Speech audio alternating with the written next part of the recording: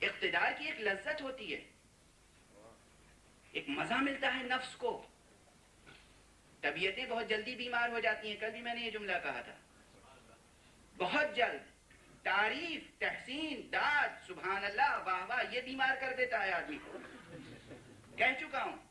اور اگر تھوڑی سی طاقت مل جائے، اقتدار مل جائے، پاور مل جائے تو اس کی کیا لذت ہوتی ہے. اور اگر چاہنے والے سچے وفادار ہوں اس کی کیا لذت ہوتی ہے. گھرانہ اچھا ہو اس کی کیا لذت ہوتی ہے. جتنی نعمتیں ہو سکتی ہیں وہ ساری نعمتیں علی ابن ابی طالب کو حاصل ہیں. اچھا خاندان، اچھی بیوی، اچھے بچے، قوت بازو، مال و زر. ایسا نہیں ہے کہ علی فقیر ہیں. علی خود نہ ذات سے فقیر تھے نہ خاندان سے. علی فقیروں کو دے دے کے فقیر ہو جاتے تھے.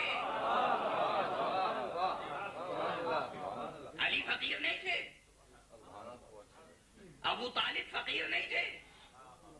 آپ کو ایک حوالہ دے دوں، عربوں کی سب سے بڑی دولت کیا تھی؟ اونٹ تھی، دولت تھی، بیلٹ. جتنی اہمیت آج پیٹرول کی ہے، نیچرل گیس کی، اس سے کہیں زیادہ اہمیت اس وقت جب تک پیٹرول اور نیچرل گیس ڈسکور نہیں ہوا تھا تو اونٹ کی تھی. یہ ایک حقیقت ہے، کوئی اس میں مبالغہ اور ایگزیجریشن نہیں ہے، حقیقت ہے. جناب ابو طالب جب جناب عبد المطلب اپنی نظر پوری کرنا چاہتے تھے،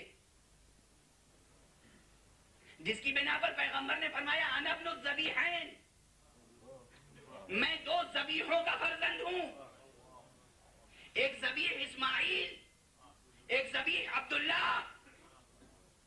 کیونکہ جناب عبد المطلب کی ایک نظر تھی اور جناب عبد المطلب نے وہ نظر پوری کرنی چاہیے، یعنی اپنے بیٹے عبداللہ کو چاہا کہ لے جا کے اللہ کی راہ میں ذبح کر دیں. خدا کی قسم آپ ابو طالب کو کیا کہیں گے؟ جناب ابو طالب آئے، کہا یہ بھائی میرا ذبح نہیں ہوگا. کہا میری نظر ہے. کہا نظر ہے تو کفارہ دے دیجئے. قرآن نازل ہوئی، ایک اونٹ یا یہ بچہ، بچے پہ قرآن آیا. 2 اونٹ یا بچہ، بچے پہ قرآن آیا. 10 اونٹ یا بچہ، بچے پہ قرآن آیا. 20 اونٹ یا بچہ، بچے پہ قرآن نکلا. 30 اونٹ یا بچہ، بچے پہ قرآن نکلا. ابو طالب اگر فقیر ہوتے، نہ دل کے فقیر تھے نہ دھن کے فقیر، اس لیے کہ صرف دل کی وسعت بھی کام نہیں کرتی. اگر ہے ہی نہیں ہمارے پاس اونٹ تو ہم ذبح کہاں سے کریں گے؟ تھک جائیں گے. مگر ابو طالب کھڑے رہے، نہیں 40 اونٹ یا بچہ. معلوم ہوا بچہ 50 اونٹ یا بچہ 100 اونٹ تک بات پہنچی. تب اونٹوں پر قرآن نکلا اور اس کے بعد پھر ایک مرتبہ قرآن نہیں نکلا بلکہ بار بار. اور جب کئی مرتبہ اونٹوں کے حق میں نکلا تو 100 اونٹ قربان کیے. کس نے؟ اس نے کہ جس کو تاریخ والے کہتے ہیں فقیر تھے. یہ فقیر نہیں تھے.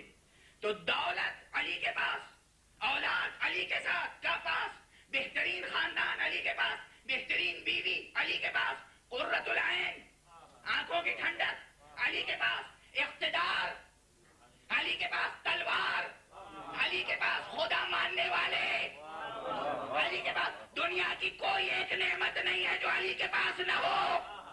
اتنی نعمتیں انسانی نقطہ نظر سے سوچئے، انسانی نقطہ نظر سے. ابھی معصوم نہ مانیے انہیں، معصوم نہ مانیے، امام نہ مانیے. بالکل ظاہری طور پر اتنی نعمتیں جس کے پاس ہوں، اگر اس سے زیادہ بڑی کوئی نعمت ہوگی جس میں زیادہ لذت ہو تبھی تو وہ اختیار کرے گا، تبھی تو اختیار کرے گا. یعنی چھوٹی لذت کو چھوڑ کر بڑی لذت کو حاصل کرتا ہے انسان، اور یہ اس کی عقل کا تقاضا ہے، اور عقل کے تقاضوں کو پامال نہیں کیا جاتا. علی عقل کے تقاضوں کو پامال نہیں کرتے. دوستو اب جو جملہ کہوں گا تعجب ہوگا آپ کو. علی وہ ہیں جو اپنے کو سجدہ کروانے کے بجائے